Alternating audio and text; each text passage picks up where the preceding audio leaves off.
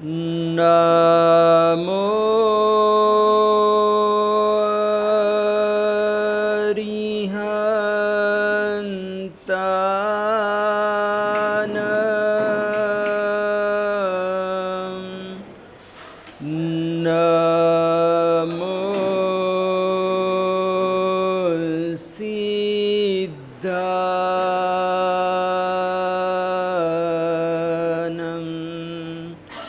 નમો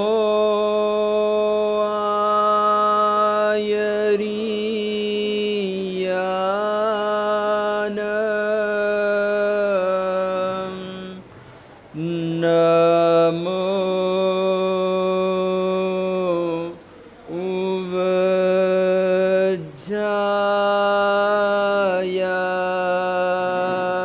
ઉવજાયાનમ નમો લોએ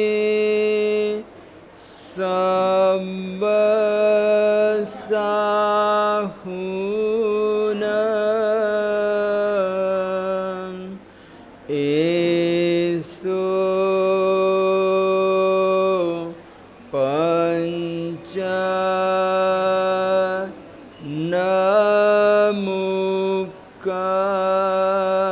નમુકારો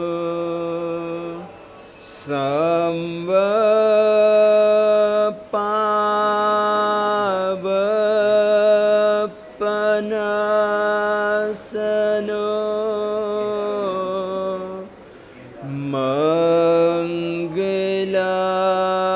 મંગલાનમ ચ સંવેસિમ પઢમં હવૈ મંગલમ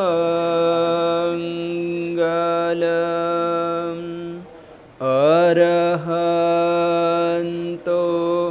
ભગવંત ઇન્દ્રમહિતા સિદ્ધાશ્ચ સિદ્ધિસ્થિતા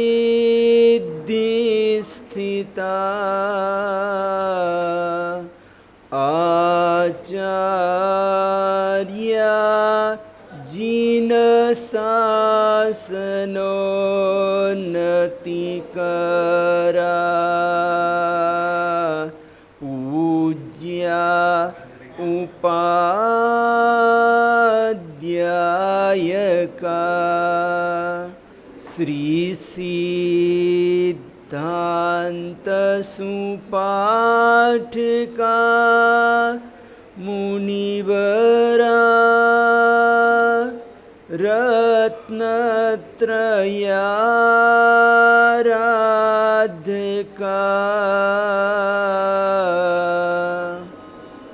પંચૈતે પરમેષ્ઠિના પ્રતિદિનમ કુર્વન્તુ વો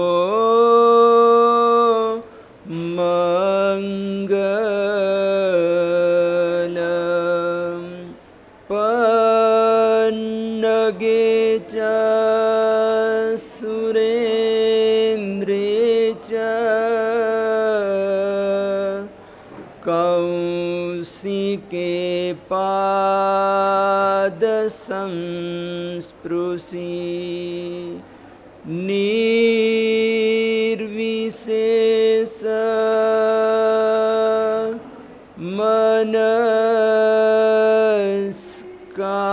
મનસ્કાય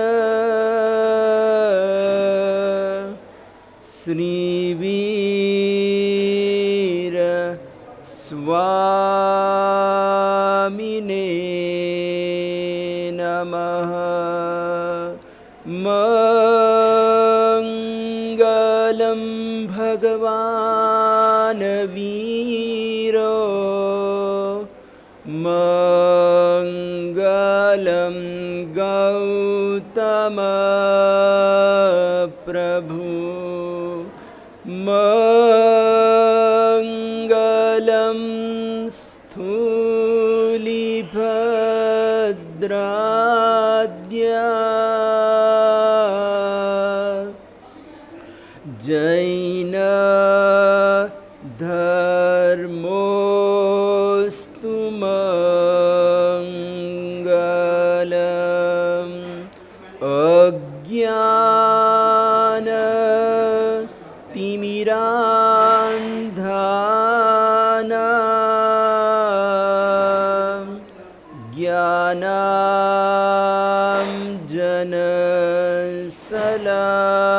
ज्ञानाञ्जनशलाकया चक्षुरुन्मीलितं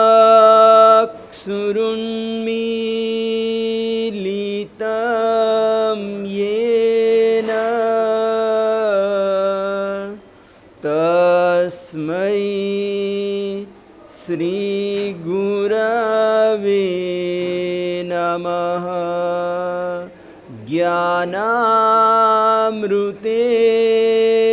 लोकानां कष्टोच्छेदविधायिने ऐदं युगेन वीराय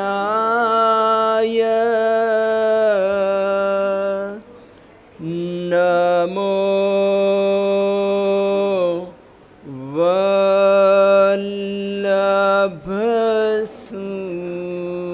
वल्लभसूरये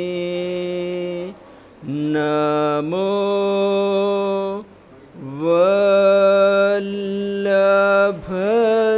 वल्लभसूरये।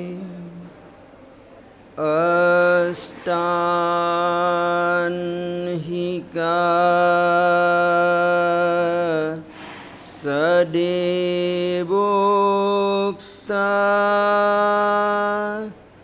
स्याद्वाद्य भयदोत्तमे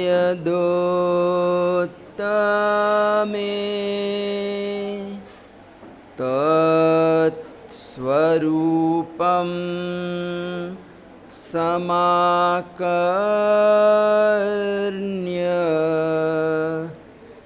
या सेव्या परमारते।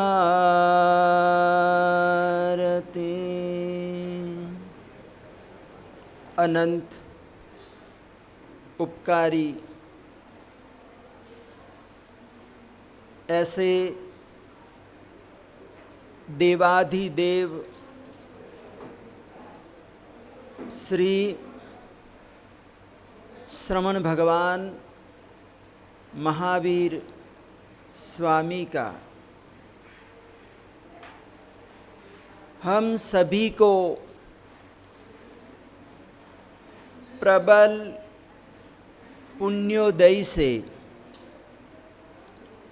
शासन प्राप्त हुआ है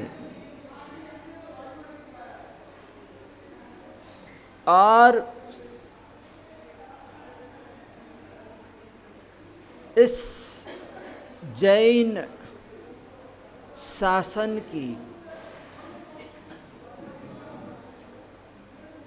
एक अपनी विशेषता है कि जिन शासन यानी क्या, तो बताया गया है कि जम इच्छसि अपनतो, जम च न इच्छसि अपनतो, एति यज्ञम जिन शासन। यानी कि जो हम अपने लिए चाहते हैं और जो हम अपने लिए नहीं चाहते हैं, तम इच्छम परस्वीय, यानी कि जो भावना हम अपने लिए रखते हैं, जो भाव हम अपने लिए रखते हैं और जो भाव हम अपने लिए नहीं रखते हैं, ऐसा व्यवहार, ऐसा भाव दूसरों के लिए रखना, यही जिन शासन है। यानी कि यहाँ पर परमार्थ की भावना है। जिन शासन में प्रमुख रूप से परमार्थ की भावना है, निस्वार्थ की भावना है, यानी सबका कल्याण हो, सब सुखी हो, सबका आत्मकल्याण हो, इस प्रकार की भावना, शिवमस्तु सर्व जगतः की भावना, ये हमारा जिन शासन रखता है। तो हमारे जिन शासन में बहुत सारे पर्व आते रहते हैं, पूरे वर्ष में विविध प्रकार के पर्व समय समय पर आते रहते हैं, पर्वों का पदार्पण होता रहता है। और इन पर्वों में हम धर्म की आराधना करते हैं, त्याग तपस्या देवगुरु धर्म की हम उपासना करते हैं। तो पर्व तो बहुत सारे हैं, लेकिन यहाँ पर बताया गया कि पर्वाधिराज पर्युषण पर्व जैसा कोई दूसरा पर्व नहीं। जैसे तीर्थों का राजा शत्रुंजय है, मंत्रों का राजा नवकार महामंत्र है, और सूत्रों का राजा कल्प सूत्र है। और वैसे ही यहाँ पर बताया गया कि पर्वों का राजा अगर कोई है, सर्वोपरि अगर कोई पर्व है, तो वह हमारा पर्युषण पर्व है। तो यहाँ पर ये जो प्रवचन है, आज से पर्युषण पर्व प्रारंभ हो रहा है, और पहला, दूसरा और तीसरा दिन, यानी 3 दिनों में जो प्रवचन किया जाता है उसको अष्टानहिका प्रवचन बोलते हैं। क्या बोलते हैं? अष्टानहिका प्रवचन बोलते हैं, 28 प्रवचन बोलते हैं। यानी कि 8 दिनों में, पर्युषण पर्व के 8 दिनों में हमें क्या क्या करना है, कौन कौन से कर्तव्यों का पालन करना है, ये सारा विषय सब कुछ ये 3 दिनों के प्रवचन में आ जाता है। और पर्युषण पर्व की किस तरह से हमको आराधना करनी है उसके बारे में बताया जाता है। वैसे तो यहाँ पर कहते हैं कि मेन दिन, यानी प्रमुख दिन तो एक ही दिन है। क्या है? एक ही दिन है, 8वां दिन। जो संवत्सरी का दिन है वो 8वां दिन प्रमुख दिन है और एक ही दिन का है। लेकिन यहाँ पर विशेष प्रकार से तैयारी के लिए यहाँ पर 7 दिन और जुड़ गए, और हम अच्छी तरह से आराधना साधना कर सके, पूर्व तैयारी कर सके। और इसके लिए कहते हैं कि यहाँ पर 7 दिन जुड़कर 8 दिन हो जाते हैं, और इसीलिए अष्टानिका यानी 8 दिनों का पर्व है। क्या, कितना पर्व है? ये 8 दिनों का पर्व है। तो यहाँ पर 28 शब्द है, यानी कि अष्टानिका सडे वोक्ता, यानी कि जो 28 हैं वो 28 हमारे जिन शासन में 6 प्रकार की बताई गई है। कितने? 6 प्रकार की 28 बताई गई हैं। और इसमें सबसे पहले चैत्र मास की 28 आती है, यानी जो हम 9 पदों की आराधना करते हैं, ओली की आराधना करते हैं, 9 पद की आराधना करते हैं। हम 9 दिन तक आंबिल तप करते हैं, ओली की आराधना करते हैं। तो ये जो चैत्र मास की जो 28 हैं वो चैत्र महीने में आती है, और इसलिए इसका नाम ही चैत्र 28। और दूसरी है आषाढ़ मास की 28, यानी चौमासा प्रारंभ होता है तो ये दूसरी 28 होती हैं। और तीसरी पर्युषण पर्व की 28, और चौथी आश्विन मास की, यानी 9 पद की ओली आती है। आम्बिल की होली आती हैं तो आश्विन मास में ये दूसरी होली है, और कार्तिक मास चौमासा होता है, वहाँ पर भी एक कार्तिक मास की 28 होती है और फाल्गुन मास की 28। तो इस प्रकार से यहाँ पर 6 28 बताई गई हैं। यानी इन 28 के दिनों में हम आरंभ समारंभ कम कर देते हैं, यानी जितना हो सके हम जीवन को एकदम सादा जीते हैं, और इन दिनों में हम विशेष प्रकार से धर्म आराधना साधना देवगुरु धर्म की उपासना करते हैं। तो इसमें जो 6 प्रकार की 28 हैं उसमें भी 2 प्रकार बताए गए हैं कि एक शाश्वती 28 और दूसरी अशाश्वती 28। यानी एक नंबर में 2 प्रकार की जो 28 होती, एक तो चैत्र मास की और दूसरी आश्विन मास की। ये जो 2 28 हैं वो शाश्वती 28 हैं, यानी कि ये हमेशा सदा काल सदैव इसकी आराधना की जाती है, आराधना होती रहती है और इसका कभी विच्छेदन नहीं होता है।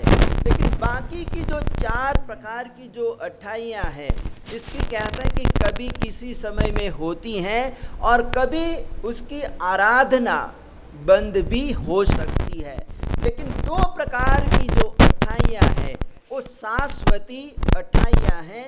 तो यहाँ पर अशाश्वती 28 में ये जो हमारी 28 पर्युषण पर्व की 28 है, 8 दिनों का जो पर्व है, कहते हैं कि ये हमारा पर्वाधिराज पर्युषण पर्व आता है। यानी वर्ष भर में एक बार पर्युषण पर्व आता है और ये पर्युषण पर्व में हम धर्म की आराधना साधना करते हैं। तो हमारे जिन शासन में हम जैन हैं और जैन होने के नाते हमारे पास पर्युषण पर्व है, यानी सभी के पास अपने अपने पर्व हैं और सब लोग अपने अपने पर्व मनाते हैं। सभी के पास धर्म ग्रंथ हैं, सभी के पास अपने तीर्थ हैं। क्या हैं? सभी धर्मों वालों के पास अपने तीर्थ हैं, अपने शास्त्र हैं, सब कुछ है और पर्व भी हैं। तो हम जैन हैं तो हमारे यहाँ पर भी हमारे अपने पर्व हैं और हम पर्वों की आराधना करते हैं। तो यहाँ पर 2 प्रकार के पर्व हैं, लौकिक पर्व और दूसरा लोकोत्तर पर्व। यानी पर्वों के 2 प्रकार हैं। एक लौकिक पर्व यानी जो हमारे मौज शौक के लिए मनोरंजन के लिए जो पर्व मनाए जाते हैं, ऐसे पर्वों को लौकिक पर्व कहते हैं। और लोकोत्तर यानी जिस पर्व में आत्म कल्याण की ही बात होती है, इसमें किसी तरह का कोई मनोरंजन की बात या मौज शौक की खाने पीने की इसमें बात नहीं होती है, लेकिन त्याग तपस्या की आराधना साधना की इसमें बात होती है। तो ऐसे पर्वों को लोकोत्तर पर्व बोला जाता है। तो वर्ष भर में 360 दिन में यहाँ पर हमारे यहाँ पर पर्व आते रहते, पर्वों का आगमन होता रहता है। तो यहाँ पर हमारे ज्ञानी महापुरुषों ने बताया कि प्रतिदिन धर्म की आराधना की जाए तो बहुत अच्छी बात है, लेकिन अगर हम हर रोज़ धर्म आराधना साधना के लिए समय नहीं निकाल पाते हैं तो कहते हैं कि ऐसे पर्वों के दिनों में हमको विशेष प्रकार से धर्म की आराधना साधना करनी चाहिए, क्योंकि जीव भी अलग अलग प्रकार के हैं, नंबर भी अलग अलग प्रकार के हैं। यानी 360 नंबर वाले श्रावक भी होते हैं और 120 नंबर वाले श्रावक भी होते हैं और 50 नंबर वाले श्रावक भी होते हैं और 8 नंबर वाले श्रावक भी होते हैं और 1 नंबर वाले श्रावक भी होते हैं और 0 नंबर वाले श्रावक भी होते हैं। यानी सभी तरह के नंबर वाले श्रावक श्राविका रहते हैं। तो हमारा नंबर किस में है? 360 में है या फिर 120 में है, 50 में है, 8 में है या फिर 1 में है? किस में है हमारा नंबर? किस में, कौन सा नंबर है? हाँ, 360 नंबर वाले, यानी सदाबहार, यानी जो पूरा वर्ष 360 दिन 12 महीना जो आराधना साधना करते हैं, परमात्मा की पूजा करते हैं, सेवा पूजा करते, सामायिक प्रतिक्रमण वगैरह अपनी आराधना साधना में जो लगे रहते हैं, ऐसे श्रावक श्राविकाओं का जो नंबर होता है वो 360 में आता है। किस में आता है?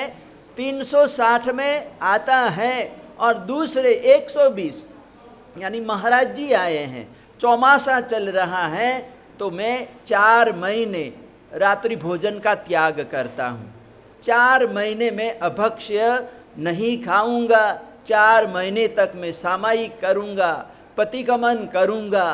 तो इस प्रकार से 120 दिन यानी चौमासे में आराधना करते, पूरे 4 महीने चौमासे में जो आराधना करते हैं, ऐसे श्रावक श्राविकाओं का नंबर 120 में आता है। और कुछ लोग ऐसे भी होते हैं कि पर्युषण पर्व तक ही आराधना करते हैं, 50 दिन, यानी संवत 14 यानी चौमासी 14 से लेकर 50वें दिन संवत्सरी आती हैं और संवत्सरी तक आते हैं।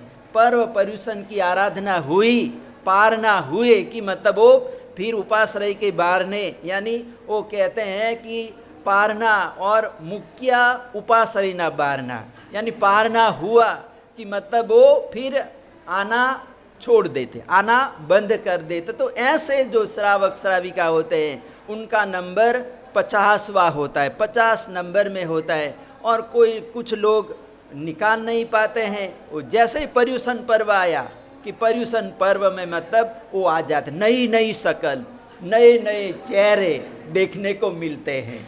यानी अब आज भी कितने नए चेहरे मेरे को दिखाई दे रहे हैं, मैं सबको देख रहा हूँ कि बहुत सारे ऐसे लोग नए चेहरे आए हैं। यानी पर्युषण आया, यानी पर्युषण पर्व में उनको आना ही है। ज़्यादा नहीं तो 8 दिन तो हम आराधना साधना करें, प्रतिक्रमण करें, सामायिक करें, महाराज जी का प्रवचन तो सुने, 8 दिन तो सुने। तो इस प्रकार की भावना से लेकर पर्युषण पर्व के दिनों में 8 दिनों तक वो आराधना करते हैं। तो ऐसे लोगों का नंबर 8 में होता है।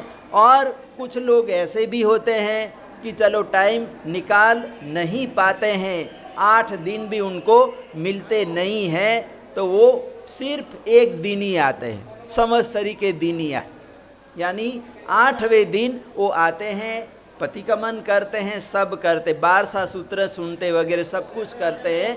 तो इस प्रकार से कहते हैं कि 1 नंबर वाले जो 1 ही दिन आते हैं, बस संवत्सरी में आए, फिर बाद में कोई उनको लेना देना नहीं होता है। तो ऐसे श्रावक होते हैं। और जो संवत्सरी को भी नहीं आते हैं उसका नंबर तो 0 है। क्या है? उसका नंबर 0 है, यानी उसके पास कोई भी किसी तरह की कोई धर्म आराधना साधना नहीं है। तो श्रावक 3 प्रकार के हैं, यानी सदैया, भदैया और कदैया। क्या है? सदैया, भदैया और कदैया। यानी सदैया यानी हमेशा आने वाले, और कुछ श्रावक भादो महीने में जो आते हैं उसको भदैया कहते हैं। कदैया यानी कभी कभी आने वाले। और कुछ ऐसे भी लोग लड़ैया होते, लड़ने वाले ही होते हैं, उनको कोई धर्म की आराधना साधना से कोई लेना देना नहीं होता है। लेकिन ऐसे पर्व पर्युषण के दिनों में भी मतलब वो लड़ाई की ही बात करते। क्या करते हैं? लड़ाई झगड़े की ही बात करते हैं। तो यहाँ पर बताए गए 6 प्रकार की 28 हैं, और ये 6 प्रकार की 28 में ये जो 28 है पर्युषण पर्व की 28 हैं, और इसकी आराधना करनी है हमको। हम एकत्रित यहाँ पर एकत्रित हुए हैं और हम ये पर्युषण पर्व की आराधना करने के लिए हम एकत्रित हुए हैं। और आज से ही हमारी आराधना साधना, सुबह से ही आराधना साधना प्रारंभ हो गई। हमने परमात्मा के सामने, श्रमण भगवान महावीर स्वामी के सामने हमने पूजा पढ़ाई। क्या किया? पूजा पढ़ाई, पूजा का आयोजन हुआ और ये पूजा के बाद ये हमारा प्रवचन प्रारंभ हुआ। तो इस प्रकार से प्रवचन का जो आज का जो विषय है वो 5 कर्तव्यों पर, यानी कि हमको 5 कर्तव्यों का पालन करना चाहिए। और ये 5 कर्तव्यों में अमारी प्रवर्तन, सबसे पहला कर्तव्य है अमारी प्रवर्तन। दूसरा कर्तव्य है साधर्मिक वात्सल्य। तीसरा है पारस्परिक क्षमापना। चौथा कर्तव्य है अठम तप। और 5वां कर्तव्य है चैत्य परिपाटी। यानी 5 कर्तव्यों पर प्रवचन दिया जाता है। यानी आज के प्रवचन का विषय है 5 कर्तव्य। तो सबसे पहले यहाँ पर अमारी प्रवर्तन, कौन सा कर्तव्य है? अमारी प्रवर्तन। मारी यानी कि मारना, हिंसा करना। क्या करना? हिंसा करना। लेकिन अमारी यानी कि अहिंसा है। क्या है? अहिंसा का पालन करना है। तो पर्युषण पर्व के 8 दिनों में हमको किसी तरह का भी हिंसात्मक कार्य नहीं करना है, प्रवृत्ति नहीं करना है।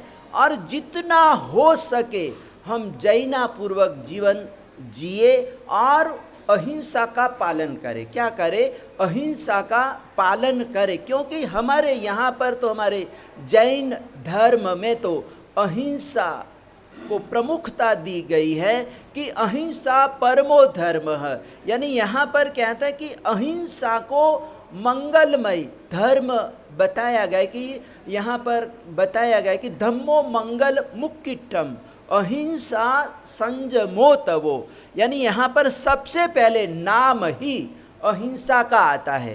यानी मंगलमय धर्म है और ये मंगलमय धर्म में सबसे पहले अहिंसा ही आती है। क्या आता है? अहिंसा ही आती है। और जैन लोग, जैन धर्मी लोग अहिंसा के लिए जाने जाते हैं, पहचाने जाते हैं, क्योंकि इसके पीछे हमारे तीर्थंकर परमात्मा रहे हुए हैं, अरिहंत परमात्मा रहे हुए हैं, श्रमण भगवंत, श्रमण श्रमणी रहे हुए हैं। और वो किस प्रकार से अपना जीवन यापन करते हैं, जीवन जीते हैं। हम उदाहरण देखते हैं कि अहिंसा के लिए, जीवों को बचाने के लिए हमारे महापुरुषों ने क्या क्या नहीं किया। यानी अपने जीवन का भी बलिदान दे दिया, अपने प्राणों को चढ़ा दिया, न्योछावर कर दिया। क्या कर दिया? न्योछावर कर दिया, अर्पण कर दिया। लेकिन दूसरा बचना चाहिए। क्या करना चाहिए? बचना चाहिए। वो मैतार्य मुनि, मैतार्य मुनि निर्दोष थे। क्या थे? निर्दोष थे। लेकिन वो सुनार कहता है कि मेरे गहने वो जवले में बना रहा था, वो कहाँ गए? मेरे यव कहाँ गए? तो उस समय महाराज जी कुछ जवाब नहीं देते हैं, मौन हो जाते हैं। तो उस समय सुनार को बड़ा गुस्सा आता, क्रोध आता कि यहाँ पर दूसरा तो कोई आदमी आया नहीं है और इसने ही छिपाए हैं, इसने ही ले लिए हैं। और फिर बोल नहीं रहा, जवाब भी नहीं दे रहा है। वो कहता है कि ये मेरे गहने नहीं है, तो राजा के हैं। किसके हैं? राजा के। मैं क्या जवाब दूंगा? वो मुझे मृत्युदंड दे देगा। क्या करेगा? वो मुझे छोड़ेगा नहीं, राजा छोड़ेगा नहीं। तो महाराज जी बता दो, बता दो, कहाँ गए मेरे यव, कहाँ गए? लेकिन महाराज जी मौन हो जाते हैं, कुछ जवाब ही नहीं देते, क्योंकि वो समझ रहे हैं कि अगर मैंने बता दिया तो बेचारे को, पक्षी को मार देगा। क्या करेगा? वो पक्षी को चीरकर यव निकाल लेगा। तो तो वो मौन हो जाते, जवाब नहीं देते हैं और कहते हैं कि उसने कहते हैं कि महाराज जी को ऐसी शिक्षा दी जैसे ये मेरा मस्तक लोच हो गया। तो कहते हैं कि ऐसे ही महाराज जी का भी मस्तक था और उसने चमड़ा जो होता है वो गीला चमड़ा लपेट दिया, कसकर बांध दिया और धूप के अंदर महाराज जी को खड़ा कर दिया। और जैसे जैसे सूरज चढ़ता है, धूप बढ़ती, गर्मी बढ़ती है और वो चमड़ा खींचने लगता है। और कहते कि महाराज जी को इतनी वेदना होती है, इतनी पीड़ा होती है, लेकिन महाराज जी समभाव से सहन करते हैं, केवल ज्ञान हो जाता है, मोक्ष में चले जाते हैं।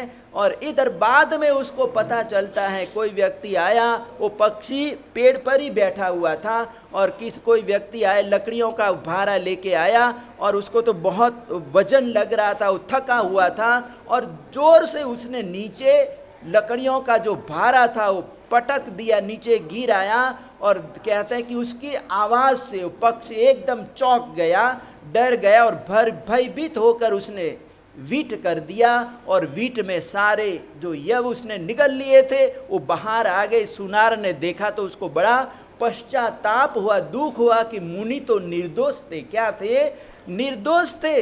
लेकिन धन्य है मुनि को कि एक पक्षी को बचाने के लिए उसने अपने प्राण दे दिए। क्या दे दिए?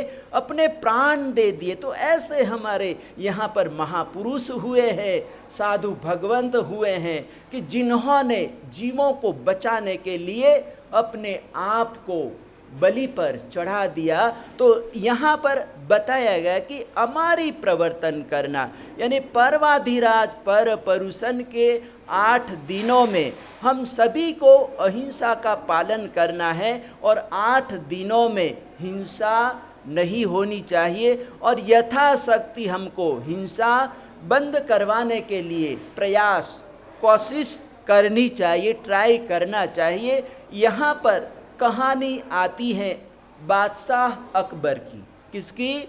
बादशाह अकबर की कहानी आती है कि एक श्राविका है, चंपा नाम की श्राविका है और चंपा नाम की श्राविका के तप से अकबर प्रभावित होता है कि इतनी बड़ी तपस्या, एक माताजी होकर इतनी बड़ी उम्र है और इतनी बड़ी उम्र में 6 महीने के उपवास कर रही हैं। और पूछा कि तू किसकी कृपा से इतनी बड़ी तपस्या कैसे हो सकती है, तू कैसे करती हैं? तो उस समय चंपा श्रापिका जवाब देती हैं कि जहाँपनाह, इतनी बड़ी मैं तपस्या कर रही हूँ, इसमें मेरी कोई शक्ति नहीं है। शक्ति देने वाले तो तीर्थंकर परमात्मा है। कौन है? मेरे प्रभु है, अरिहंत परमात्मा है और मेरे गुरु है हीर सूरीश्वर जी महाराजा। बादशाह ने पूछा कि तेरे गुरु का नाम क्या है? तो उस समय चंपा श्राविका जवाब देती हैं कि मेरे गुरु हीर सूरीश्वर जी महाराजा है और उनकी कृपा, उनके आशीर्वाद से मैं तपस्या कर रही हूँ, 6 महीने के उपवास कर रही हूँ।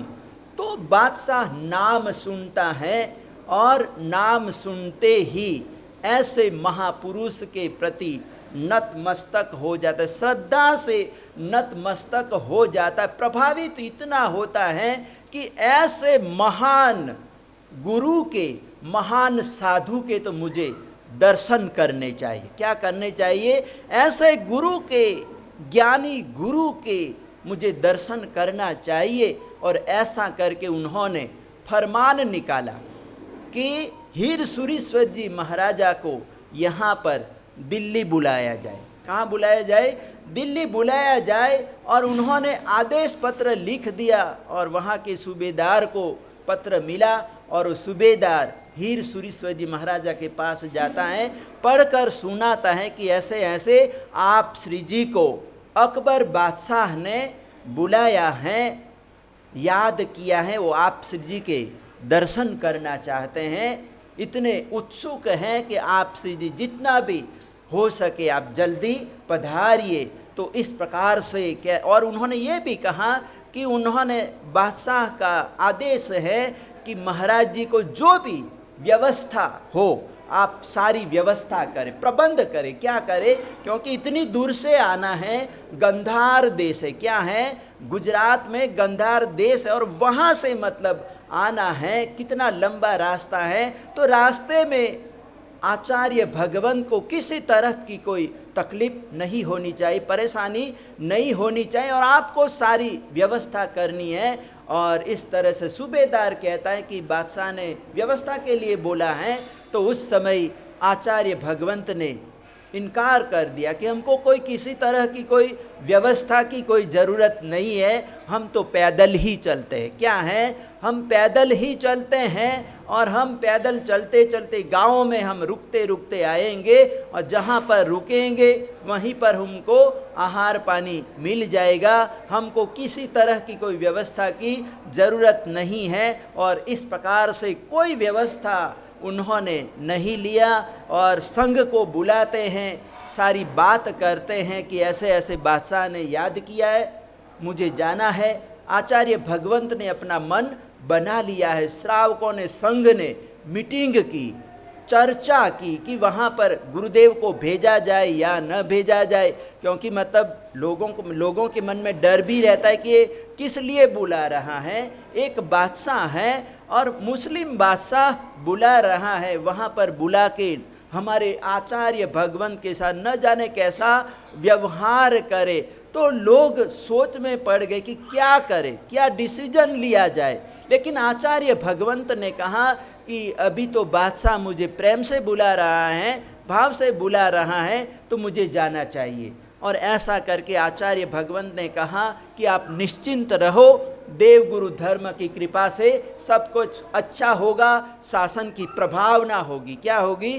शासन की प्रभावना होगी। और इस प्रकार से आचार्य भगवंत वहाँ से विहार करते हुए दिल्ली पहुँचते हैं, और अकबर मिलता है, दर्शन करता है, नतमस्तक हो जाता है, चरण स्पर्श करता है, और इस तरह से स्वागत होता है।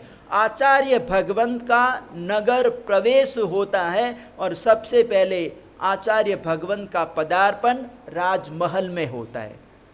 और वहाँ पर वो गलीचे, दरी वगैरह सब कुछ राजमहल में बिछा हुआ था। तो आचार्य भगवंत रुक गए। तो बादशाह ने कहा कि महाराज जी पधारिए, गुरुदेव पधारिए पधारिए। लेकिन आचार्य भगवंत वहाँ पर खड़े हो जाते हैं, रुक जाते हैं, और कहा कि आपने दरी बिछाई हुई है, दरी के नीचे बहुत सारी चींटियाँ हैं, जीव इधर उधर घूम रहे हैं, अगर हम चलेंगे, पाँव रखेंगे तो ऐसे जीवों की विराधना हो जाएगी। तो बादशाह ने दरी उठाकर देखा तो नीचे बहुत सारी चींटियाँ थी। तो बादशाह इतना प्रभावित तो होता है कि ये कितने महान ज्ञानी हैं कि उनको ये भी पता चल गया, ये भी उन्होंने देख लिया कि दरी के नीचे चींटियाँ हैं। क्या हैं? चींटियाँ हैं। तो इतना प्रभावित तो होता है, आचार्य भगवंत के मुखार विंद से प्रवचन सुनता है, श्रवण करता है। और इस प्रकार से कहता है कि एक दिन आचार्य भगवंत को कहता है अपनी बात, मन की बात कहता है कि गुरुदेव आपको मैंने इतनी दूर से बुलाया, वैसे तो मेरे को आपके पास आना चाहिए था, मुझे आना चाहिए था, लेकिन आपको मैंने अपने पास बुलाया, और वो भी इतनी दूर से, गुजरात से आप चलते हुए, पैदल चलते हुए यहाँ तक पहुँचे हैं, दिल्ली तक पहुँचे सिर्फ मेरे लिए। और आपने अभी तक इतने दिन गुजर गए, लेकिन कोई भी किसी तरह का कोई काम काज या सेवा कार्य भी नहीं फरमाया। तो मैं आप श्री जी से विनंती करता हूँ कि मुझे कुछ लाभ दीजिए, कोई काम काज हो तो बताइए, कुछ मांगो, मेरे से कुछ मांग लो, मैं आपको जो भी आप मांगोगे मैं देने के लिए तैयार हूँ। तो उस समय आचार्य भगवंत ने कहा कि पर्युषण पर्व के दिनों में, 8 दिनों में अपने जहाँ तक रियासत चल रही है, आपका शासन, आपकी सत्ता चल रही है, तो कहता है कि 8 दिनों में हिंसा नहीं होनी चाहिए, यानी कत्ल खाने वगैरह बंद होने चाहिए। यानी मेरी यही इच्छा है कि 8 दिनों तक अहिंसा का पालन हो, हिंसा न हो।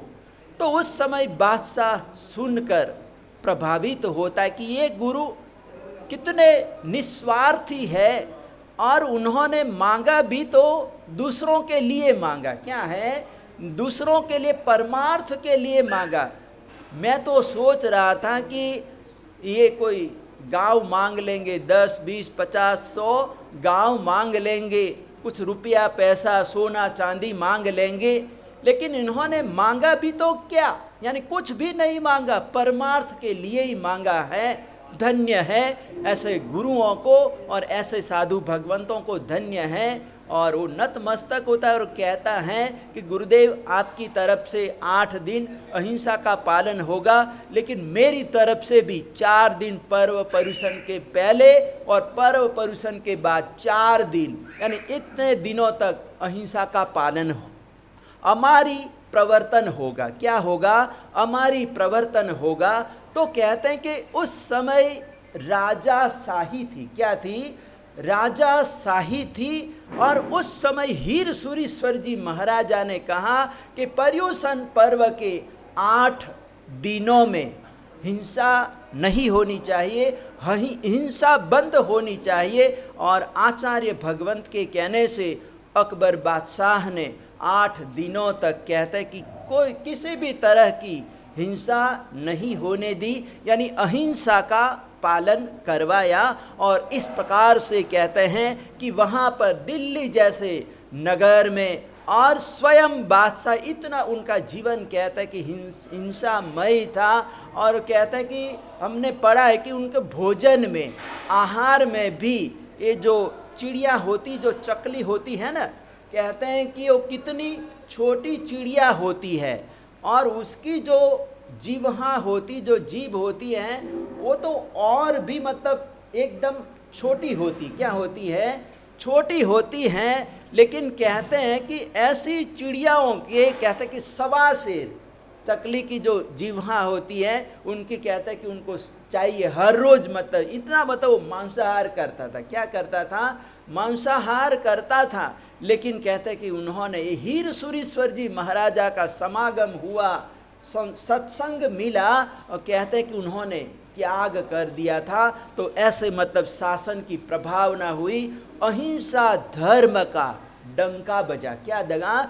डंका बजा, शासन की प्रभावना हुई। तो यहाँ पर पर्युषण पर्व के दिनों में, ऐसे पवित्र दिनों में हमको जितना हो सके, कहते कि हमको कोशिश प्रयास करना चाहिए। लेकिन उस समय राजाशाही थी और आज लोकशाही है। क्या है? लोकशाही है। तो लोकशाही में भले ही हमारा मिनिस्टर है, हमारा राष्ट्रपति है, हमारा प्रधानमंत्री है, क्या है? मुख्यमंत्री हमारा है, लेकिन ये लोकशाही है। तो हम बंद करवाना भी चाहे तो इतना, जितना हम चाहते हैं कि चलो 8 दिन मतलब बंद हो, कहते कि मुश्किल है। आज के समय में मुश्किल होते, जो दूसरे लोग होते हैं वो कहते हैं कि हमारे आहार में डिस्टर्ब करने वाले आप कौन होते हैं? क्या होते हैं? वो लोग बोलते हैं, क्या कहते हैं कि हमारे आहार में डिस्टर्ब करने वाले आप कौन होते हैं, यानी दूसरे लोग मानते नहीं हैं। तो हमारे लोग तो चाहते हैं, लेकिन फिर भी कहते हैं कि भले ही हम 8 दिनों का हमारी प्रवर्तन इस तरह से बुचड़ खाने, कत्ल खाने वगैरह बंद नहीं करवा सकते हैं, लेकिन जो हमारे घर में, हमारे समाज में, हमारे परिवार में, हमारे घर में भी ऐसी छोटी मोटी हिंसा होती रहती है। क्या होती है? होती रहती हैं, जो हमारे हाथ में है। जो हमारे हाथ में नहीं है उस दूसरी बात है, लेकिन जिसका हम पालन कर सकते हैं, जिस हिंसा को हम बंद करवा सकते हैं, उसको तो कहते कि ये 8 दिनों में नहीं करना चाहिए।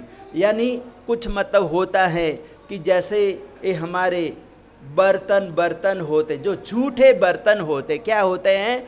जो झूठे बर्तन होते हैं, कहते हैं कि वो काम वाली आएगी, बर्तन मांजने वाली आएगी और वो धोएगी। क्या करेगी? वो धोएगी, लेकिन वो लेट हो जाती हैं, या कोई उसको दूसरा काम हो गया, वो 2 घंटा घंटा 5 घंटा वो लेट आती हैं या फिर आई ही नहीं, यानी पूरा दिन उसने छुट्टी मार दी। क्या कर दी? छुट्टी मार दी। तो हमारे जो बर्तन थे पूरे दिन तक झूठे पड़े रहे। क्या रहे? झूठे बर्तन पड़े रहे। और जैन दर्शन कहता है कि झूठे बर्तन, कहते हैं कि 48 मिनट के बाद जो सूक्ष्म जीव है, कहते हैं कि ये समूरसिम जीव पैदा होने चालू हो जाता है, उत्पन्न हो जाते हैं। वो उत्पन्न होते हैं, मरते, उत्पन्न होते हैं, मरते हैं। जो जीव दिखाई भी नहीं देते हैं, आँखों से दिखाई भी नहीं देते हैं, ऐसे समूर्छिम जीव पैदा हो जाते हैं। तो कहते हैं कि पूरा दिन झूठे बर्तन पड़े रहेंगे तो हमको कितनी हिंसा का दोष लगेगा। क्या लगेगा? कितनी हिंसा का दोष लगेगा। तो ऐसी जो हिंसा है हमारे परिवार में, हमारे घर में जो हो रही है, कहते हैं कि 8 दिन तक चलो कोई नहीं भी आया, बर्तन मांजने वाला कोई नहीं भी आया, तो हम अपने आप कर लेंगे। क्या करेंगे? हम अपने आप कर लेंगे, लेकिन झूठे बर्तन छोड़ेंगे नहीं। तो ये हमारी प्रवर्तन होगा। क्या होगा? ये हमारी प्रवर्तन होगा कि पर्युषण पर्व के दिनों में जितना हो सके, कहते हैं कि हम अहिंसा धर्म का हम पालन करें। तो ये प्रथम कर्तव्य हुआ, हमारी प्रवर्तन का पालन करना। और दूसरे नंबर में साधर्मिक वात्सल्य, यानी हमको साधर्मिक भक्ति करना है। तो साधर्मिक बंधु यानी सहधर्मी, यानी समान धर्मी। क्या है? समान धर्मी, यानी जिस धर्म का हम पालन कर रहे हैं वो ही हमारा भाई, दूसरा जो भाई है उसी धर्म का वो पालन कर रहा है। तो वो हमारा साधर्मिक हो गया। क्या हो गया? वो हमारा साधर्मिक हो गया। और उसके प्रति वात्सल्य भाव रखना, प्रेम भाव रखना, भक्ति करना, उसकी सेवा करना। क्या करना? सुख दुख में उसको साथ सहयोग देना साधर्मिक वात्सल्य है। क्या है? साधर्मिक वात्सल्य है। यानी संघ में हमारे जैसे यहाँ पर पूरे 100 घर हैं। कितने? 100 घर हैं।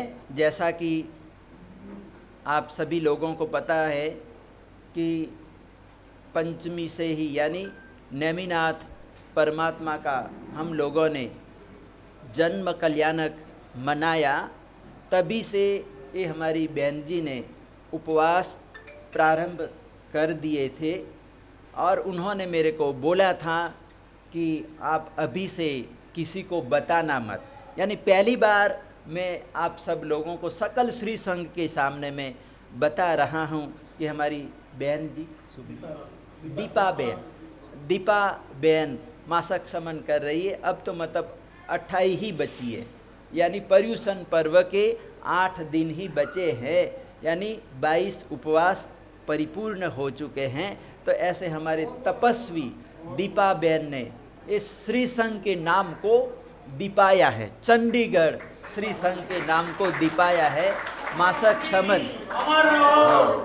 यानी कि ये चंडीगढ़ श्री संघ में बड़ी तपस्या, यानी मासिक समन करना, 30 उपवास, 1 महीने के उपवास रखना बहुत बड़ी बात होती है, बड़ी तपस्या है। क्या है? बड़ी तपस्या है। तो ऐसी बहन हमारी दीपा बहन के मासिक समन की हम खूब अनुमोदना करें कि हमारे श्री संघ में, चंडीगढ़ श्री संघ में, श्री आत्मानंद जैन सभा चंडीगढ़ के तत्वाधान में उन्होंने एक बड़ी तपस्या की। मेरा चातुर्मास चल रहा है और मेरे चातुर्मास के दौरान मेरी निश्रा में उन्होंने जो बड़ी तपस्या की है, हम खूब भूरी भूरी अनुमोदना करते हैं। और हमारे श्री संघ में और भी मतलब तपस्याएं बहुत चल रही है। सामूहिक हमने ये आम्बिल तप करवाया, 2 बार सामूहिक आम्बिल तप हुआ है। किसी का एकासना चल रहा है। हमारे ये राजेश भाई बैठे हैं, राजेश भाई, यानी जब से मेरा चौमासा प्रारंभ हुआ है तब से मतलब राजेश भाई एकासना ही करे। ऑफिस भी जाना होता है, कामकाज के लिए भी जाना होता है, लेकिन उनका एकासना निरंतर चालू है। बच्चों का शिविर सैटरडे संडे आयोजित होता है, तो उसमें भी हमारे राजेश भाई अचूक हाजिरी देते, व्यवस्था के लिए मतलब हमेशा वो खड़े रहते हैं। तो ऐसे तपस्वी और दूसरे भी तपस्वी हमारे जैसे भूखन भाई, भूखन जी है, और भूखंड जी की श्राविका जो भावना है उसके भी एकास ने चल रहे हैं। हाँ हाँ 100 के आसपास एकासना पूरे होने आए हैं। यानी ऐसे बहुत सारे तपस्वी है जिसका मैं नाम भी नहीं जानता हूँ, लेकिन आप मेरे को कृपया नाम बता दे कि किसकी कौन कौन सी तपस्या चल रही है। ओली है, आम्बिल वर्धमान तप की ओली वगैरह जो भी हैं, आप मेरे को बता दे तो अनुमोदना यहाँ पर श्री संघ के सामने हो जाएगी। तो अपना ये प्रसंग चल रहा है तो मैं पचखान इनको जाना है, क्योंकि इतनी बड़ी तपस्या है, इतना देर तक लंबी देर समय बैठ नहीं सकते हैं, तो मैं पचखान दे रहा हूँ। पानहार पोरसी साठ पोरसी पुरी मगाई उगेश्वर पचंगारणम दिशा मोहन संग्र महतरागारणम सब समावती आगारणम पानस लेवेन व अच्छेन व बहुलेवेन व ससिथेन व सिथेन व वो श्री साधर्मिक भक्ति। तो साधर्मिक वात्सल्य किस तरह से हमको करना चाहिए, उसके लिए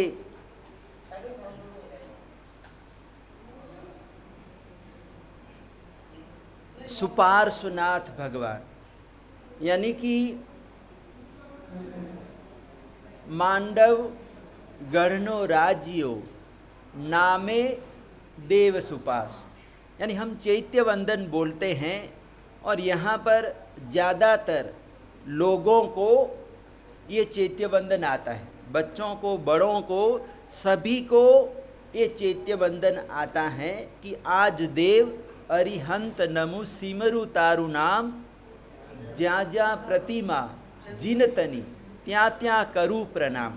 तो चैत्य वंदन में लास्ट पंक्ति में आता है कि मांडवगढ़ नो राज्यो नामे देव सुपास, यानी मांडवगढ़ एक नगर था, ऐतिहासिक नगर था, अभी भी है, और वहाँ पर सुपार्श्वनाथ भगवान का मंदिर है। क्या है? सुपार्श्वनाथ भगवान का मंदिर है। तो कहते हैं कि सुपार्श्वनाथ एक तो हमारे यहाँ पर अम्बाला में सुपार्श्वनाथ भगवान है, ये भी प्राचीन मंदिर हैं, और इसकी जो प्रतिष्ठा है वो हमारे गुरुदेव पंजाब देशोद्धारक विजयानंद सुरीश्वर जी महाराजा आत्माराम जी महाराज साहिब के कर कमलों के द्वारा प्रतिष्ठा हुई हैं। और कई आचार्य भगवान ये प्रतिष्ठा को लेकर आत्माराम जी महाराज साहिब को याद करते, अम्बाला को याद करते हैं कि सुपार्श्वनाथ भगवान के दर्शन कर। गुजरात में भी लोग कहते हैं कि हमको सुपार्श्वनाथ भगवान के दर्शन करना है, अम्बाला जाना है।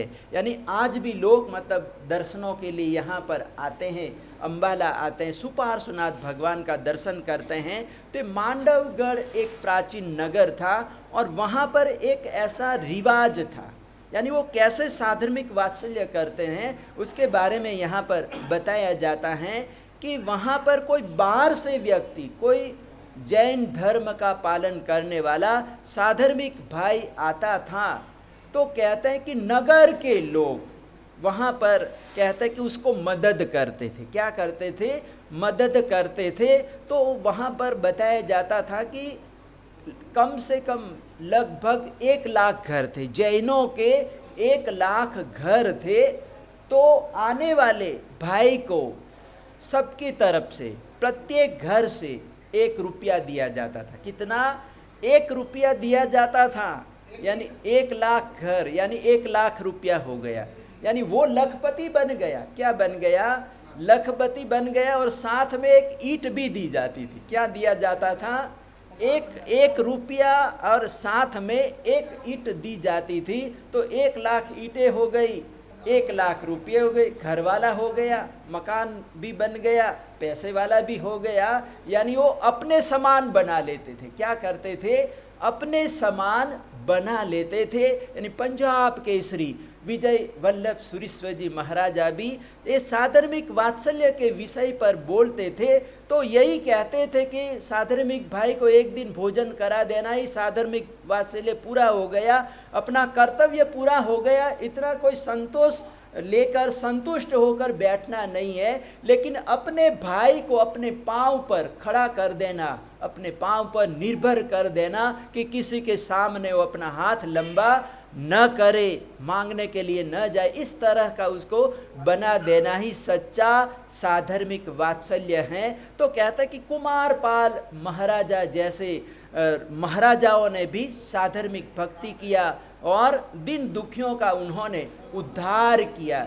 एक बार कहते हैं कि कलिकाल सर्वज्ञ हेमचंद्र सुरीश्वर जी महाराजा नगर में पधारे, पाटन नगर में पधारे। तो नगर प्रवेश हुआ तो उस समय आचार्य भगवंत ने एक ऐसा खुरदरा कंबल ओढ़ा हुआ था, कंबली डाली हुई थी, रखी हुई थी। तो आचार्य भगवंत ने ओढ़ी हुई थी और देखा कुमारपाल महाराजा और कुमारपाल के दूसरे भी छोटे बड़े जो राजा हैं सब लोग मतलब आए हुए थे और सभी को पता था कि ये कुमारपाल के गुरु हैं। क्या है? कुमारपाल के गुरु हैं। तो नगर प्रवेश हुआ, प्रवचन हुआ और प्रवचन होने के बाद सब लोग चले गए। कुमारपाल महाराजा बैठे रहे और कुमारपाल महाराजा सब लोग चले गए। तो फिर बाद में आचार्य भगवंतों को कहते हैं कि गुरुदेव आपने जो वस्त्र, इतना मोटा वस्त्र पहना ओढ़ा हुआ है और नगर प्रवेश में आपने ये वस्त्र का उपयोग किया, ओढ़ा, तो ये ऐसा वस्त्र आपको ओढ़ना नहीं चाहिए। मेरे जैसा आपका भक्त हैं, मैं राजा हूँ, मैं 18 देशों का मैं राजा हूँ और आप मेरे गुरु हैं, तो मुझे शर्म आती है। यानी आप ऐसे कपड़े धारण कर किया कि मुझे भी शर्म आती है। तो उस समय आचार्य भगवंत कहते हैं कि तुझे कपड़े को देखकर शर्म आ रही, लेकिन तेरे राज्य में क्या कितने लोग ऐसे हैं कि जो ऐसी जिंदगी जी रहे हैं और उनके लिए तुझे शर्म नहीं आ रही है, ये वस्त्र के लिए तुझे शर्म आ रही है। तो आचार्य भगवंत को राजा कहता है कि गुरुदेव आदेश करो, क्या करो, आप फरमाओ और जो भी आपका आदेश होगा उसका पालन होगा, मैं पालन करूंगा। और कहते हैं कि कुमारपाल महाराजा का 14 वर्षों तक राज्य चला और प्रतिवर्ष उन्होंने कलिकाल सर्वज्ञ हेमचंद्र सुरीश्वर जी महाराजा की प्रेरणा से, उपदेश से उन्होंने 1-1 करोड़ रुपया साधर्मिक भक्ति के लिए उन्होंने अलग से निकाला और खर्च किया, दिन दुखियों का उद्धार किया। तो ऐसा ही साधर्मिक वात्सल्य हमारे जीवन में होना चाहिए। पर्व पर्युषण के दिनों में हमको ये साधर्मिक भक्ति भी करनी चाहिए। कल भी साधर्मिक वात्सल्य आएगा, कल भी कर्तव्य आएगा, तो हम यहाँ पर उसका पूरा विस्तार नहीं कर रहे।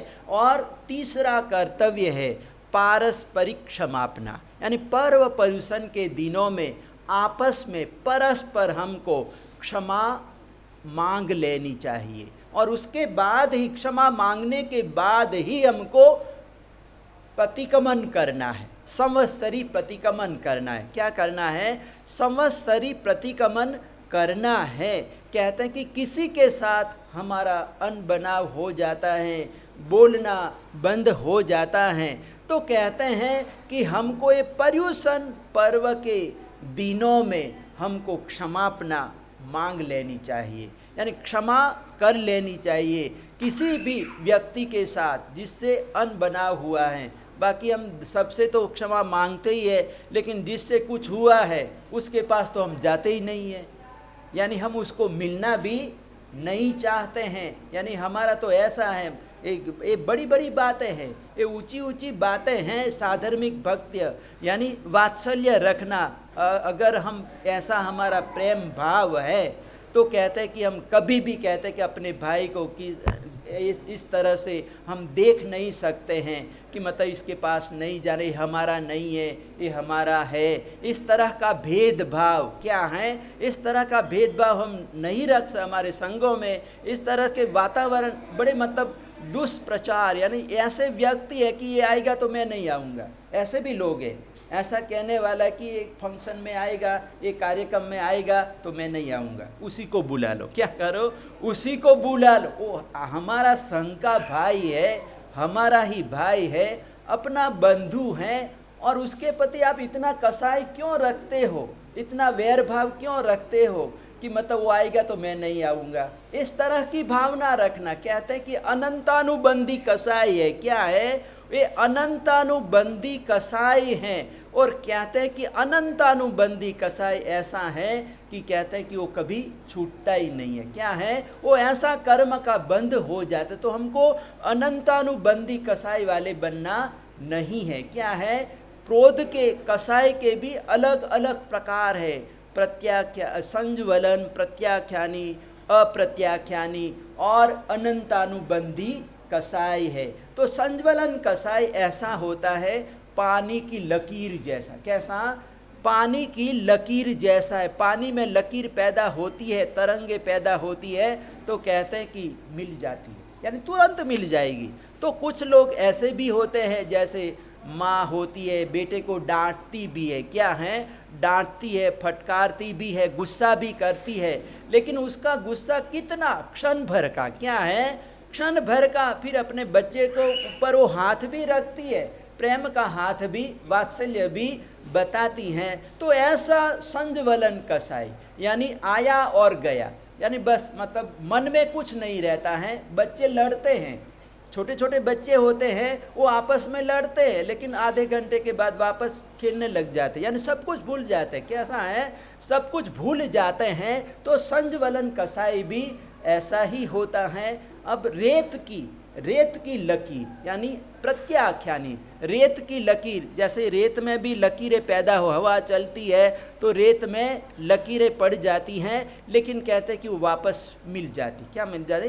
वापस मिल जाती हैं। तो कहते हैं कि कुछ लोग ऐसे भी होते हैं, चलो 15 दिन में नहीं हुआ, चौमासी संबंधी हुआ, यानी 4 महीने में होगा, महीने में हो गया, यानी मतलब कोई कुछ हो गया, तो कहते हैं कि 15 दिन में हमको क्षमा याचना कर लेनी चाहिए। अगर नहीं हुआ तो कहते हैं कि चौमासी में कर लेनी चाहिए। वो भी नहीं हुआ तो कहते हैं कि वर्ष भर में तो कर ही लेना चाहिए। क्या कर लेना चाहिए? वर्ष भर में कर लेना चाहिए। तो रेत की लकीर और मिट्टी की लकीर, मिट्टी की भी लकीर पड़ जाती। जैसे जमीन सूख जाती हैं, यानी वर्षा ऋतु, और जब वर्षा ऋतु चली जाती है, धूप पड़ती है, गर्मी पड़ती है, तो उससे ज़मीन सूख जाती हैं और ज़मीन में दरारें पड़ जाती। क्या हो जाता है? ज़मीन में दरारें पड़ जाती हैं। तो जैसे ही बारिश गिरी, वर्षा गिरी, कि दरार मिट जाती है। क्या होता है? लकीर मिल जाती है, दरार खत्म हो जाती है, यानी एक हो जाता। क्या हो जाता है? एक हो जाता है। लेकिन जो पत्थर की जो लकीर होती है, ये 3 दरारें तो मिल जाती है, पानी की लकीर भी मिल जाती है, रेत की लकीर भी मिल जाती है, मिट्टी की लकीर भी मिल जाती है, लेकिन पत्थर की जो लकीर होती है, यानी एक पत्थर है और दोनों में दरार पड़ गई, यानी लकीर पड़ गई, तो कहते हैं कि उसका वापस एक होना, वापस मिलना, पत्थर की लकीर का वापस मिलना मुश्किल है, कभी वो मिल नहीं सकती हैं। तो यहाँ पर कहते हैं कि हमको अनंतानुबंधी कसाई नहीं रखना है। क्या करना है? अनंतानुबंधी कसाई नहीं रखना है, वो तो हमको संसार में भ्रमित करवाएगा। तो हमारे यहाँ पर अलग अलग उदाहरण हैं। जैसे एक खमाता है, दूसरा खमाता नहीं है। दूसरा उदाहरण है, दोनों खमाते हैं। क्या करते हैं? दोनों खमाते हैं, दोनों केवल ज्ञान प्राप्त करते हैं। क्या करते हैं? तो केवल ज्ञान प्राप्त करते हैं। और तीसरा उदाहरण है कि दोनों खमाते नहीं, मिच्छामि दुक्कडम तो मांगते हैं। क्या करते हैं? मिच्छामि दुक्कडम तो मांगते हैं, लेकिन कहते हैं कि दोनों विराधक होते। क्या होते हैं? तो विराधक होते। पहला उदाहरण है उदयन महाराजा और चंड प्रद्योत का। तो उदयन महाराजा तो भाव से खमाते हैं, आराधक बनते हैं, लेकिन चंड प्रद्योत भाव से खमाता नहीं है, तो वो विराधक बनता है। क्या बनता है? विराधक बनता है। दूसरा उदाहरण है चंदन बाला और मृगावती का। तो कहते हैं कि सूर्य और चंद्रमा महावीर प्रभु के दर्शन करने के लिए नीचे पधारे, धरती पर पधारे, तो कितना प्रकाश प्रकाश हो जाता है। जैसे भी वो चंद्रयान पर गए ना, कहते हैं वैज्ञानिकों ने भेजा, क्या है? चंद्रयान भेजा, तो हमारा दर्शन कहता है कि सूर्य और चंद्रमा कहते हैं उनका अपना विमान है। क्या है? उनका अपना विमान है। और कहते हैं कि जब महावीर थे तो उस समय अपने मूल विमान से सूर्य और चंद्र नीचे आए, दोनों देवता कहते हैं कि नीचे आए, पधारे, और परमात्मा की वाणी सुनी उन्होंने, श्रवण किया। तो कहते हैं कि समोसरण लगा हुआ है, वहाँ पर साधु साध्वी बैठे, 12 पार्षदा हैं, और वहाँ पर सूर्य चंद्र आए तो दिन ही लग रहा था सबको, यानी रात में दिन रात एक ही हो गया था, किसी को कुछ पता ही नहीं चल रहा कि दिन ही दिन है। क्या है? रात भी दिन जैसा लग रही थी। तो परमात्मा धर्मोपदेश का अपना प्रवाह बहा रहे थे। साध्वियों को पता चल गया कि रात्रि हो गई है। क्या है? रात्रि हो गई तो रात में बैठना नहीं चाहिए। ऐसा करके दूसरी चंदन बाला वगैरह साध्वियाँ तो चली गई, लेकिन ये मृगावती बैठी रही। और मृगावती वो श्रवण और धर्म यानी धर्म देशना चल रही थी, तो वहाँ पर वो बैठी रही। और समोसरण में ऐसा नियम होता है कि किसी को जाना है, उठ के जाना है, तो दूसरे को नहीं बताएगा। यानी वो अपने आप को कि कोई किस भावधारा में बह रहा हो और उसको हमने उठा दिया कि चलो मेरे साथ चलो, तो कहते हैं कि उसकी भावधारा टूट जाएगी। तो इसीलिए कोई किसी को उठाता नहीं है, अपने आप जाना है तो चला जाएगा। लेकिन यहाँ पर तो ऐसा है कि जाएगा लेकिन 10 आदमियों को लेके जाएगा। क्या करेगा? दूसरों को भी उठा के लेके जाएगा। लेकिन समोसरण में ऐसा नहीं होता है। तो मृगावती तो बेचारी वहाँ पर बैठी रही, और जैसे ही उसको पता चला कि रात हो गई तो तुरंत मतलब वो दौड़ के उपाश्रय में अपने स्थान पर अपने गुरुनी जी के पास पहुँच जाती है। और गुरुनी जी भी उनको मीठा ठपका देती है। तो कुलीन साध्वी है, और कुलीन साध्वी को ऐसा नहीं करना चाहिए, इस प्रकार से उसको बताया। और वो भी बड़ी दुखी हो जाती कि मेरे से गलती हो गई, मेरे से भूल हो गई। इधर रात बढ़ती है, अंधेरा छाता है, और वहाँ पर चारों ओर अंधेरा ही अंधेरा है। और वो मृगावती बैठी है और वो क्षमापना मांग रही, अपनी गुरुनी से, चंदन बाला से क्षमापना मांग रही हैं। और इतने में वहाँ से कोई काला नागराज निकलता है। उसने देख लिया और अपनी गुरुनी जी का हाथ उसने ऊंचा कर लिया, क्योंकि ऐसे हाथ फैला के सो रही थी और सर्प इधर से आ रहा था तो कहीं काट न ले। ऐसा करके उसने हाथ ऊंचा कर लिया तो सर्प नीचे से आगे बढ़ गया, आगे चला गया। तो इस तरह से उसने जैसे ही हाथ उठाया कि चंदन बाला की नींद खुल गई, और पूछा कि तू सोई नहीं क्या, अभी तक जग रही, मेरा हाथ तूने क्यों पकड़ा, क्यों उठाया? तो उसने बताया कि यहाँ से अभी अभी सर्प निकला है, वो आगे गया है। तो चंदन बाला पूछती है कि इतना अंधेरा, और अंधेरे में तेरे को सर्प कैसे दिखाई दिया? यानी ये तो मेरे को तो तू भी नहीं दिखाई दे रही है, और ये सर्प कैसे तूने देख लिया? तो उस समय कहते कि आपकी कृपा। क्या है? आपकी कृपा। तो तुझे कोई ज्ञान हुआ है कि हाँ आपकी कृपा, प्रतिपाती या अप्रतिपाती? तो बोले कि मुझे अप्रतिपाती ज्ञान यानी केवल ज्ञान हुआ है। क्या है? केवल ज्ञान हुआ है। तो चंदन बाला ने सुना, और सुनते ही मतलब उसको अफसोस दुख हुआ कि मैंने केवली की आसाधना की है। क्या है? केवली की मैंने आसाधना कर दी है। और वो गुरुनी चंदन बाला मृगावती से क्षमापना मांगती है। क्या करती है? मृगावती से क्षमापना मांगती हैं। तो कहते कि क्षमापना मांगते मांगते चंदन बाला को भी केवल ज्ञान हो जाता है। यानी यहाँ पर गुरु और गुरुनी दोनों को, शिष्य और शिष्या को, दोनों को केवल ज्ञान हो जाता है। यानी दोनों यहाँ पर आराधक बनते। क्या बनते हैं? आराधक बनते हैं। तीसरा उदाहरण है कि एक आचार्य भगवंत कहीं पर कुम्हार के मतलब वहाँ पर गांव में ठहरे थे। तो महाराज जी आते जाते थे। अब महाराज जी के साथ मतलब छोटे बड़े साधु, हर तरह के साधु रहते हैं। तो महाराज, आचार्य महाराज के साथ एक बालमुनि थे, लेकिन वो बड़े शरारती थे। कैसे थे? बड़े शरारती थे। ढंग मतलब इतने चंचल थे। तो ठंडील भूमि बार वगैरह आना जाना होता था। तो बीच में एक कुम्हार का घर पड़ता था।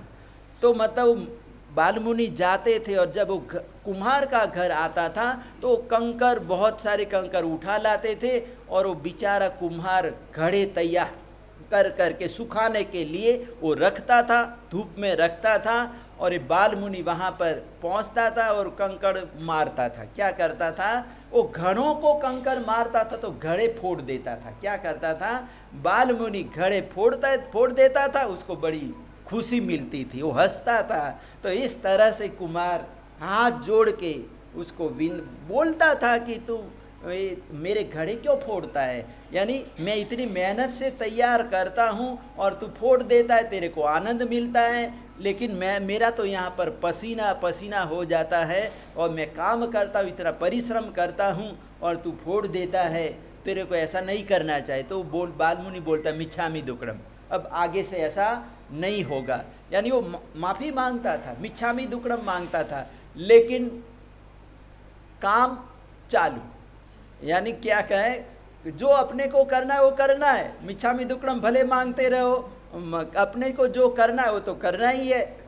तो दूसरे दिन तीसरे दिन कुमार ने सोचा कि इसको तो सबक सिखाना पड़ेगा, क्या करना पड़ेगा, इसको तो ठीक करना होगा। और एक दिन बाल मुनि को उन्होंने पकड़ लिया, कस कर पकड़ लिया, और जो कंकड़ थे वो कंकड़ मतलब कानों में दबाने लगा। कुम्हार क्या करना, उसके कानों में जोर से दबाने लगा। तो बाल मुनि चिल्लाने लगा, ए कुमार कुमार तू क्या कर रहा है, क्या कर रहा है, मेरे को बहुत दुख हो रहा है, दर्द हो रहा है, पीड़ा हो रही है।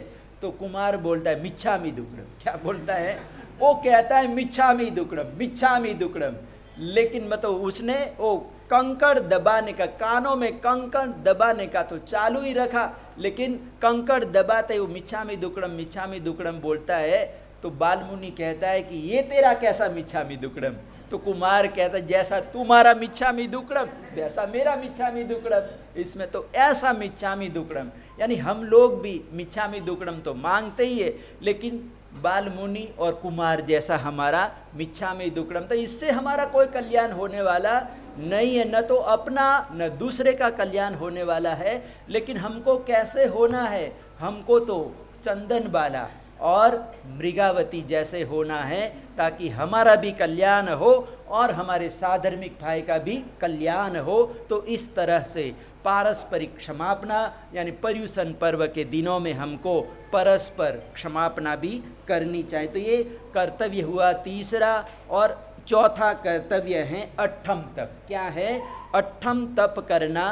तो ये अट्ठम तप यानी यहाँ पर 3 उपवास बताए। कितने, 3 उपवास हमको, यानी ये वर्ष में हमको ये 3 उपवास रखने चाहिए। यानी यहाँ पर बताया गया कि अट्ठम तप यहाँ पर करना चाहिए, यानी यहाँ पर 6, यानी अट्ठम तप करना चाहिए। लेकिन अगर हम अट्ठम तप नहीं कर सकते हैं, यानी हमारे से उपवास नहीं होता है, तो कहते हैं कि 6 आंबिल करना चाहिए। कितने, 6 आंबिल करना चाहिए। और हमारे से आंबिल भी नहीं होता है तो 9 निवी करनी चाहिए। कितनी, 9 निवी करनी चाहिए। और निवी भी नहीं होती हैं तो एकासना करना चाहिए, 12 एकासना। कितना, 12 एकासना करना चाहिए। और एकासना भी हमारे से नहीं होता है तो 24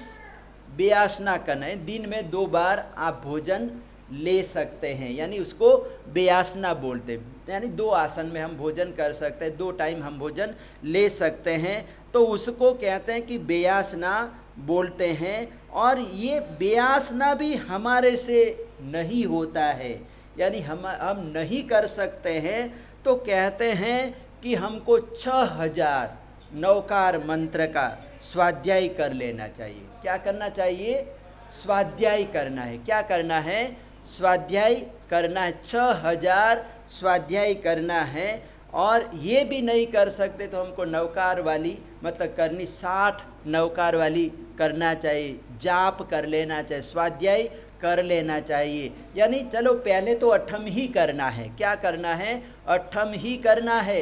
लेकिन अगर हमारे से अट्ठम नहीं होता है, हम आंबिल कर ले, आंबिल भी नहीं होता है तो एकासना कर ले, बेयासना कर ले, या फिर हम स्वाध्याय कर ले। क्या करे?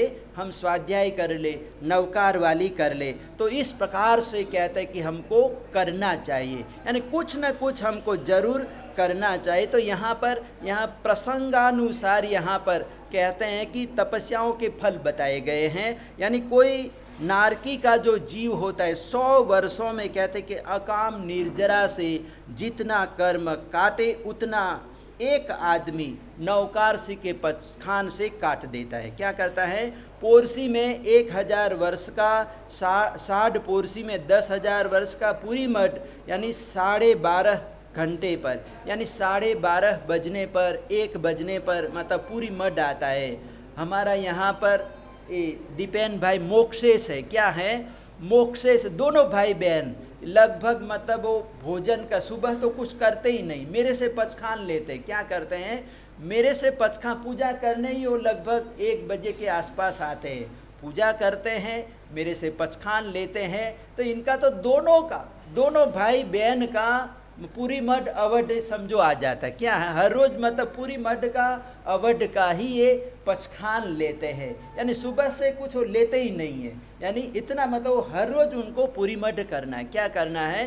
पूरी मड करना। यानी हमारे संघ में ऐसे भी बच्चे हैं जो प्रतिदिन पूरी मड करते हैं। यानी आजकल मतलब ऐसा होता है कि चलो बेड टी, यानी कि आदमी को सबसे पहले चाय ही चाहिए। क्या चाहिए? चाय ही चाहिए, यानी उठते ही चाय चाहिए। क्या चाहिए? चाय चाहिए। लेकिन हमारे यहाँ पर संघ में ऐसे भी बच्चे हैं जो मतलब पूरी मड करते हैं, यानी 12-1 बजे तक मुंह में कुछ भी डालते नहीं, परमात्मा की पूजा के बिना वो कुछ भी लेते नहीं। ऐसे भी बच्चे हैं। तो यहाँ पर कहते हैं कि कोई पूरी मड करता है तो कहते हैं कि 1 लाख वर्ष का उसका लाभ मिलता है। यानी 1 लाख वर्षों तक जैसे वो नारकी का जो जीव 1 लाख वर्ष तक वहाँ पर रहकर अकाम निर्जरा करेगा, उतना एक पूरी मड करने से कहते हैं कि उसके कर्म, पाप कर्म कट जाते हैं। तो इस तरह से कहते हैं कि यहाँ पर कोई निवि करता है तो 1 करोड़ वर्ष का, कोई एकासना 24 करता है तो 10 करोड़ वर्ष का, और एक दत्ती आयम बिल में कहता है कि 1000 करोड़ वर्ष का, और एक उपवास में 10,000 करोड़ वर्ष का फल मिलता है। बेला करने से, 2 उपवास करने से 1 करोड़ वर्ष का, और तेला यानी अट्ठम करने से 10 लाख करोड़ वर्ष का नारकी का पाप कटता है। उतना ही कहते हैं कि 1 अट्ठम करने वाले व्यक्ति का पाप कट जाता है। तो कहते हैं कि यहाँ पर ऐसा अट्ठम, यानी अट्ठम की तपस्या करने से जैसे नाग केतु ने कैसा फल पाया था वैसा ही हम फल प्राप्त कर सकते हैं। तो नाग केतु की कथा आती है। नाग केतु की कथा कल्प सूत्र में भी आती हैं। तो उस समय में आपको पूरी कहानी बताऊंगा, पढ़ूंगा।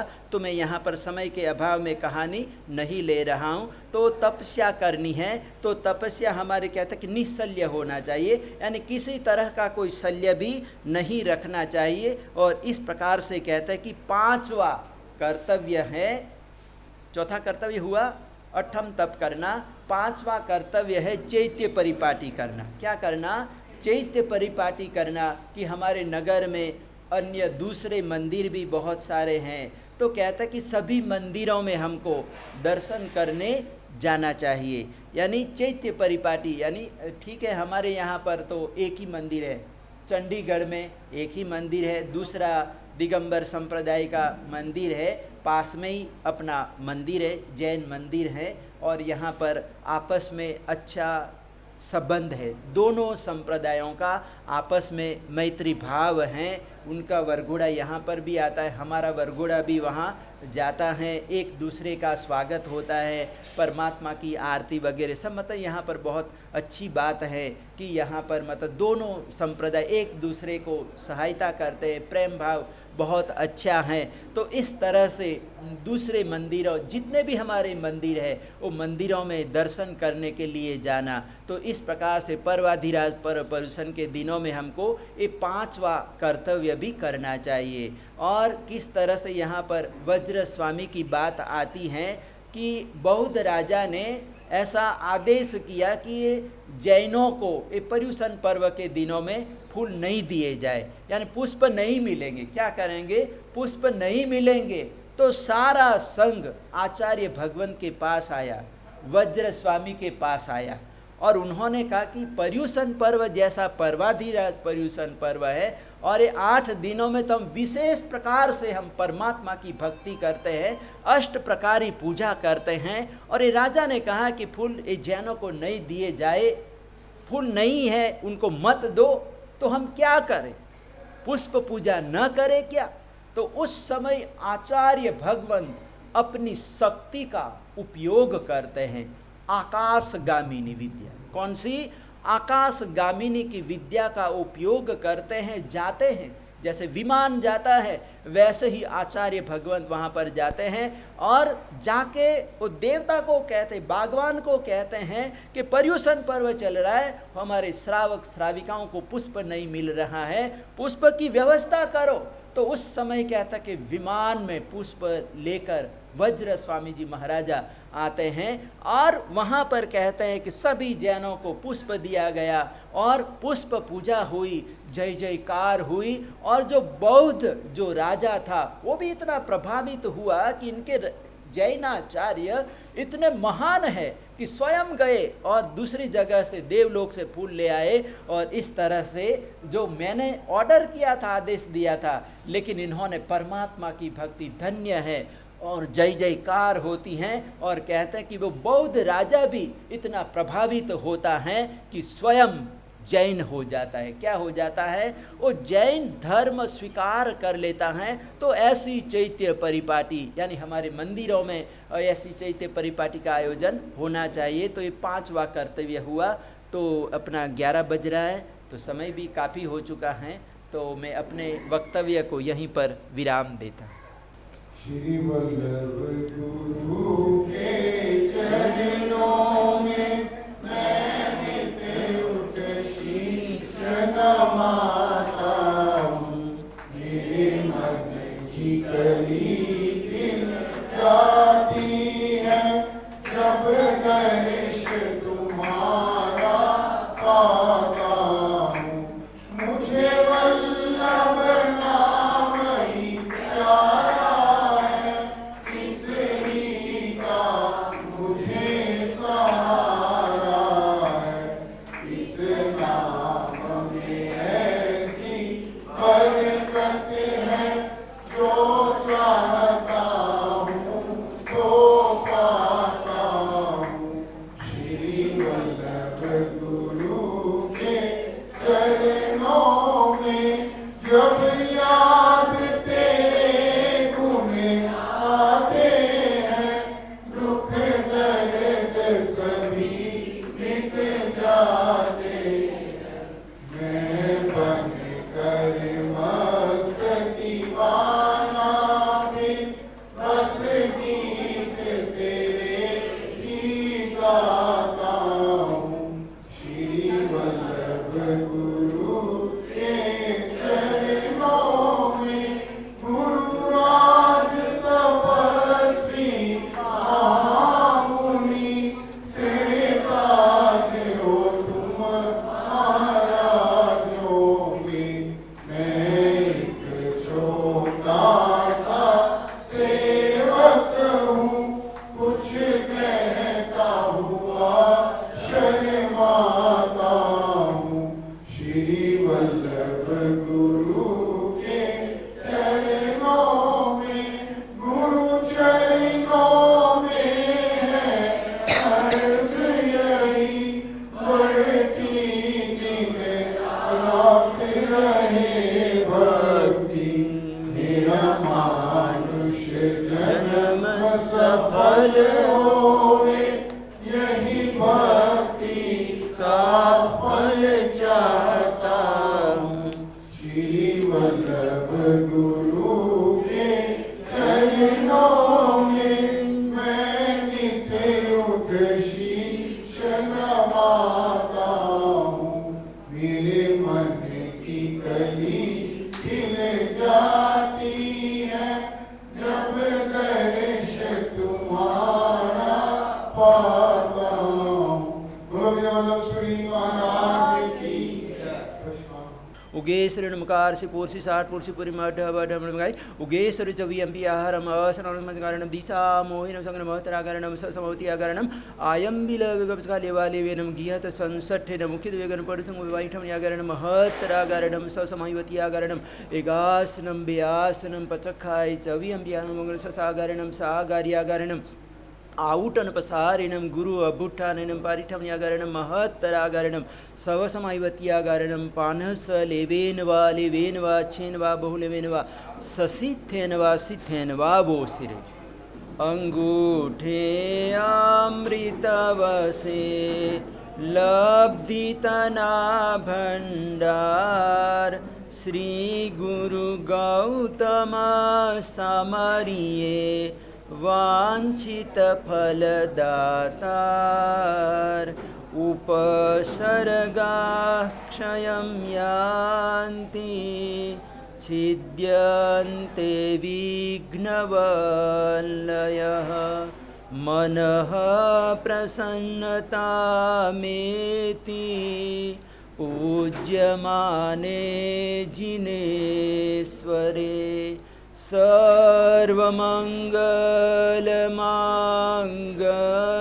सर्वमङ्गलमाङ्गल्यं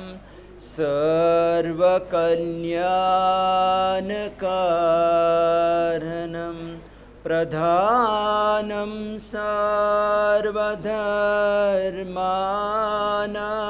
सर्वधर्माणां जैनं जयति शासनम्। भगवान महावीर स्वामी की जय।